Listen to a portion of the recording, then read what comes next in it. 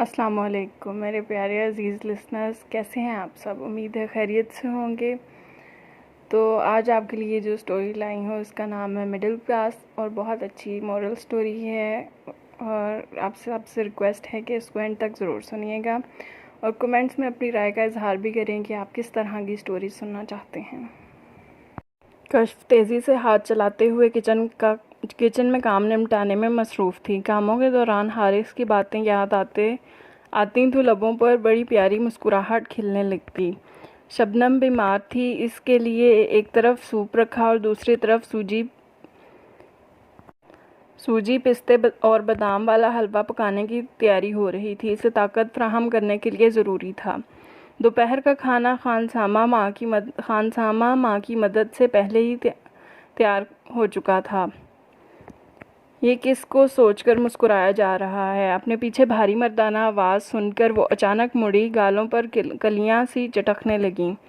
ارے حارث، آپ اتنی جلدی کیسے آ گئے؟ بس آ گیا جس کے لیے تم مسکرا رہی تھی، اسے تمہاری کشش کھینچ لائی۔ کیا ہو رہا ہے؟ اتنے ملازموں کے ہوتے ہوئے تم یہاں کیا کر رہی ہو؟ وہ شبنم بیمار ہے نا، اس کے لیے کچھ پکا رہی ہوں۔ کیوں کرتی ہو بیکار میں اتنی محنت؟ وہ تمہارے ساتھ برا سلوک کرتی ہے اور تم پھر بھی ہر وقت اسے خوش کرنے کے لیے بہانے تلاش کرتی ہو۔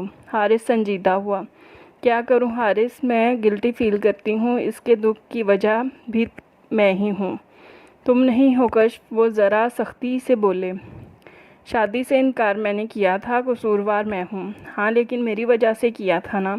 وہ پھر مسکرائی۔ تو کہیں نہ کہیں تو میں بھی قصوروار ہوں نا؟ کشف نے بے چارگی سے حارث کی طرف دیکھا۔ تم کبھی نہیں سدھر سکتی۔ تمہارا خمیر ہی محبت کی مٹی سے گندا ہوا ہے۔ کوئی تمہیں کیسے بدل سکتا ہے؟ میرا انتخاب بہترین ہے۔ حارث نے لگاوٹ و محبت سے اس کے کندھوں کو تھامنا چاہا، لیکن اس نے انہیں باہر کی طرف دھکیلا۔ جائیں جا کر فریش ہوں، بس کھانا لگنے ہی والا ہے۔ حارث مسکراتے ہوئے باہر نکل گئے تو کشف سوچنے لگی، اس بار مجھے پوری امید ہے کہ مجھے شبنم کا دل جیت لوں گی میں۔ بیماری کے دوران اس نے شبنم کی اتنی خدمت کی تھی، اس کی ہر بات اور ہر ضرورت کا خیال رکھا تھا۔ اس نے اتنی محبت اور خلوص سے تیمارداری کی تھی کہ کوئی بھی ہوتا تو ضرور پگھل جاتا، سارے شکوے اور شکایتیں بھلا دیتا۔ کشف کا تعلق مڈل کلاس گھرانے سے تھا۔ بابا بینک میں ملازم تھے، اتنی اچھی تنخواہ تھی، اسی لیے 6 افراد کا گزارا بآسانی ہو جاتا تھا۔ ہر آسائش زندگی تو نہ تھی، لیکن چھوٹی چھوٹی باتوں کے لیے ترسنا بھی نہیں پڑتا تھا۔ سب بہن بھائی زیر تعلیم تھے۔ بڑے بھائی فواد تو تقریباً تعلیم ختم کر چکے تھے۔ کشف کا بھی گریجویشن کا آخری سال تھا۔ کشف کے بعد جواد اور روشنین بھی زیر تعلیم تھے۔ کشف کی والدہ زینت آرا بہت سلیقہ شار اور بردبار خاتون تھیں۔ یہ ان کی ہی تدبیر تھا۔ گھر بھی آسانی سے چل رہا تھا، بچوں کی تعلیم بھی اعلیٰ خطوط پر ہو رہی تھی، اور ہر مہینے وہ بچت سے کشف کا جہیز بھی تیار کر رہی تھیں۔ زیور تعلیم سے آراستہ کرنے کے ساتھ ساتھ انہوں نے بچوں کو اچھی عادات دینے کی بھی بھرپور کوشش کی تھی۔ خاص طور پر دونوں لڑکیوں کے اندر سلیقہ برداشت اور ہمت و حوصلہ پیدا کرنے کے لیے خصوصی محنت کی تھی۔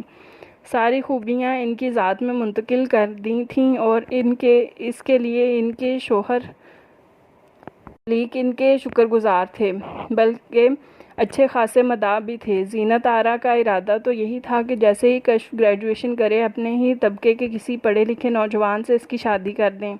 لیکن کشف کے گریجویشن کے فوراً بعد جب بیگم مہرونسا حارث یزدانی کا رشتہ لے کر ان کی دہلیز پر آئیں تو ان کا حیران ہونا فطرتی تھا۔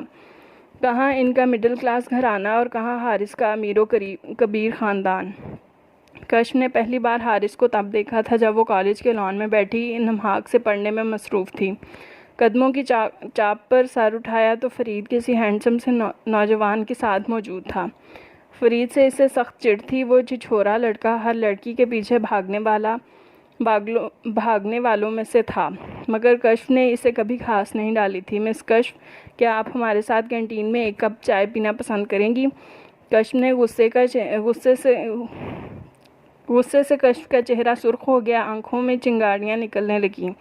وہ ایک دم سے کھڑی ہوئی اور فرید کی طرف دیکھا. کیا تمہیں ایک بار سمجھ میں نہیں آتی بات؟ میں تم جیسے چھچورے لڑکوں کے ساتھ کوئی رابطہ نہیں رکھنا چاہتی، کہ کسی بھی لڑکے کے ساتھ بات نہیں کرنا چاہتی. کتنی بار تمہیں سمجھایا ہے، لیکن آج تمہیں پتہ نہیں کہاں سے اس ہینڈسم نوجوان کو لا کر سمجھ رہے ہو کہ میں تمہارے ساتھ چل پڑوں گی.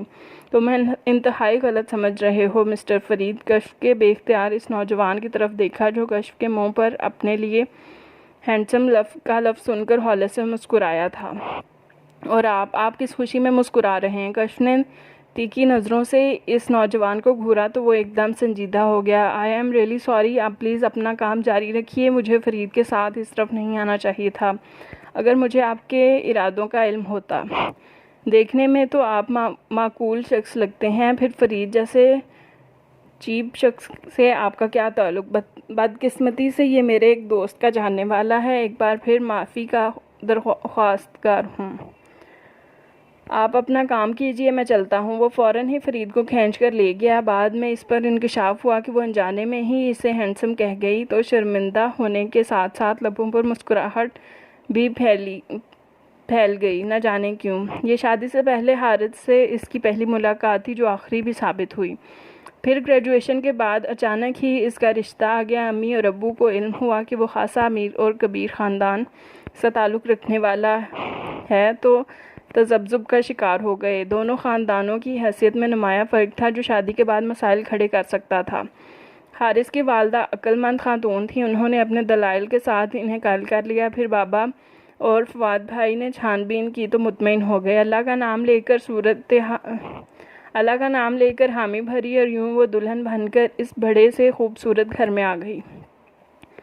شادی کے اگلے ہی روز اسے علم ہو گیا کہ حارث نے اسے بہت بحث و مباحثے کے بعد بڑی مشکل سے حاصل کیا ہے.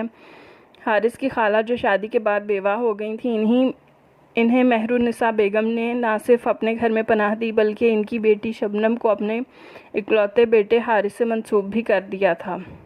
شبنم بچپن سے جوانی میں قدم رکھنے کے ساتھ اسی خیال کے ساتھ ساتھ بڑی ہو رہی تھی کہ ایک روز اسے حارث کا ہونا ہے.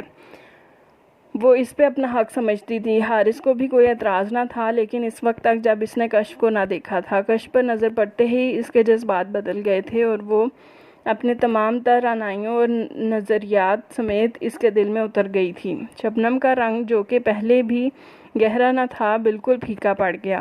اسے احساس ہوا کہ شبنم سے لگاؤ بس اسی حد تک تھا کہ وہ بچپن سے سنتا آیا تھا کہ اس کی شادی اس سے ہوگی ورنہ اس سے کوئی دلی یا مضبوط تعلق ہرگز نہ تھا. کشف دل میں یوں سمائی تھی کہ وہ کچھ اور سوچنے کے قابل ہی نہ رہا. شبنم اور خالہ کو ناراض کرنا، امی کو تکلیف پہنچانا آسان نہ تھا لیکن بہت مشکل سے ہی صحیح انہوں نے اپنے گوہر مقصود کو پا لیا تھا اور پھر اسے ساری حقیقت سے آگاہ بھی کر دیا. کشف جان گئی تھی کہ اسے حارث کی خالہ اور شبنم کی تلخ رویوں کا سامنا کرنا پڑے گا لیکن اس نے خود کو حارث کی محبت کی خاطر تیار کر لیا تھا کہ وہ اپنی محبت، خلوص اور محنت سے ان کے دل جیت لے گی کیونکہ حارث نے اسے اتنی محبت دی تھی کہ وہ ان کے لیے کچھ بھی کر سکتی تھی، کچھ بھی سہ سکتی تھی. 2 ماہ کی سیر و تفریح سے واپس آنے کے بعد کشف نے خود کو اس کام کے لیے وقف کر دیا. خالہ کی سخت نظروں پر نظریں جھکا لینا، شبنم کے طنزیہ اور حقارت امیز باتوں کے جواب میں مسکرا دینا اس کا معمول بن گیا تھا. خالہ کے کھانے پینے کا خیال رکھنا، حالانکہ گھر میں ہر کام کے لیے ملازم موجود تھے لیکن اسے تو دل جیتنے تھے. شبنم کی پسندیدہ چیزیں پکاتی، وہ لاکھ ناک منہ چڑھاتی، کھانے سے انکار کرتی اور بعض اوقات تو پلیٹ تک پھینک دینے سے گریز نہ کرتی لیکن کشف کے ماتھے پر شکن نہیں آنے دی. وہ شبنم کو اتنا قصوروار بھی نہیں سمجھتی تھی. آخر اس نے بچپن کی محبت اس سے چھین لی تھی. وہ کشف سے جتنی نفرت کرتی کم تھی لیکن کشف نے تہیہ کر لیا تھا کہ وہ اس نفرت کو محبت میں بدل کر دم لے گی. مہر النساء اسے روکتی، اتنا کام کرنے سے باز رکھنے کی کوشش کرتی. انہیں بھی اس کی خوبیوں اور صلاحیتوں کی وجہ سے اس سے محبت ہو گئی تھی. اپنے بیٹے کی پسند پر رشک آتا تھا. انہیں علم تھا کہ شبنم میں سلیقہ نام کو نہیں ہے، وہ کامچور اور کاہل تھی، لیکن اس سے پہلے انہیں ان خامیوں پر اعتراض نہیں ہوا تھا کہ گھر میں ہر کام کے لیے ملازم تھے۔ لیکن کشف کو دیکھنے کے بعد انہیں احساس ہوا کہ لڑکیوں کو ایسا ہونا چاہیے۔ سلیقہ، محبت اور عقل مندی لڑکیوں کا زیور ہے۔ پھر انہوں نے کشف کے لیے اس کے حال پر چھوڑ دیا۔ وہ چاہتی تھیں کہ اگر وہ کوشش کرنا چاہتی ہے تو کیا مذائقہ ہے۔ اگر شبنم اس کی توجہ اور محبت سے بدل جائے تو مہنگا سودا نہیں۔ کشف نے دن دیکھا نہ رات، وہ بیک وقت شوہر کی ضروریات بھی پوری کرتی اور ساس کی خدمت بھی کرتی اور خالہ اور شبنم کو خوش رکھنے کی کوشش بھی کرتی۔ اب تو اسے اس گھر میں آئے 3 ماہ ہو چکے تھے، جن دنوں اس پر یہ انکشاف ہوا کہ اس کے اندر ننھی سی جان پل رہی ہے۔ حارث اور اس کی خوشیوں کا ٹھکانہ نہ تھا۔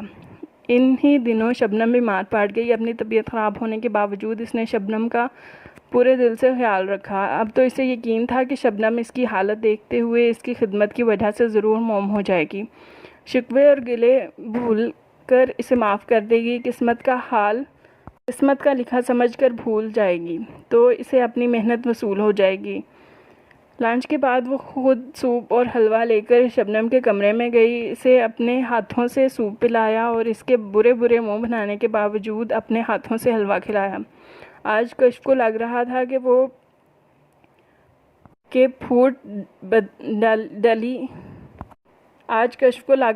وہ تھوڑی بدلی ہوئی ہے۔ خوشی خوشی برتن ملازم کو دے کر باہر آئی۔ پتہ نہیں کیوں وہ بہت خوش تھی۔ جلد از جلد اپنے کمرے میں جا کر حارث کو بتانا چاہتی تھی، لیکن خالہ کی آواز پر قدم رک گئے۔